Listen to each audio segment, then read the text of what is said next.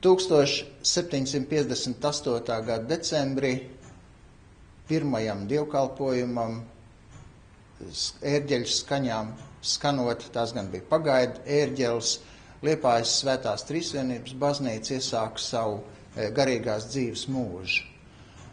Daudz kas vēl nebija pabeigts, atstāts pusratā vai vispār nesākts pat darīt, jo baznīcas tornis vēl nesasniedz projektēto augstumu, proti šajā tagad pulksteņu platformas līmenī tas nobeidzās ar 4 slīpu jumtu.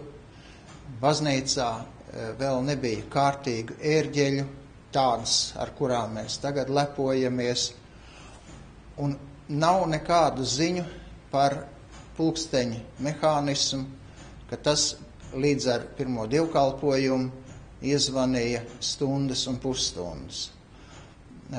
Pēc dažām ziņām tikai 1777. gadā, nododot eksploatācijā pirmo tagadējo ērģeļu kārtu, baznīcā uzstādīja pulksteņu mehānismu. Tas bija ļoti vienkāršs vietējo Liepājas kalējas cumtas amatnieku darināts, un no tā laika vēl dažas detaļas torņa telpā ir saglabājušās. Tagadējais pulkstenis, pēc kura liepājnieki skaita laiku, uzstādīts 1906. gadā. Tas ir slavenas vācu firmas pulksteņu standarta variants, pievienots baznīcas jau senāk esošajiem zvaniem ar savienotāju mehānismiem un ielikts, lai pasargātu no putekļiem, dēļu kastē. Aplūkojot ne tikai pulksteņu mehānismu, bet arī dēļu kasti, var secināt, ka tā ar saviem uzrakstiem satur visai noderīgu un pat mazliet amizantu informāciju.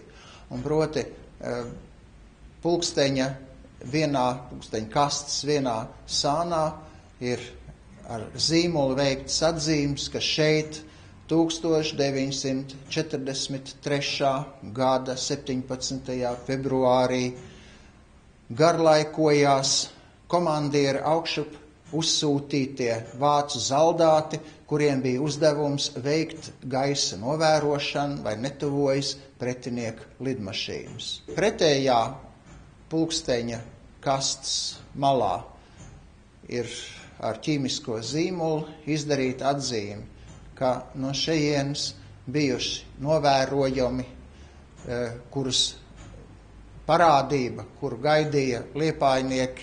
Te visapkārt balustrādē bija sapulcējušies cilvēki, apbruņojušies ar tālskatiem un pat ar vienkāršām pensnejām vai vienacs izbīdāmajiem tālskatiem un gaidīja parādāmies tehnikas brīnumu dirižablu. Tas arī no rietumu puses pārlidoja Liepāju un devās vizītē uz Rīgu, un tur šajā pulksteņa kastes ārējā uzrakstā vēstīts, ka Graf Cepelin Libau.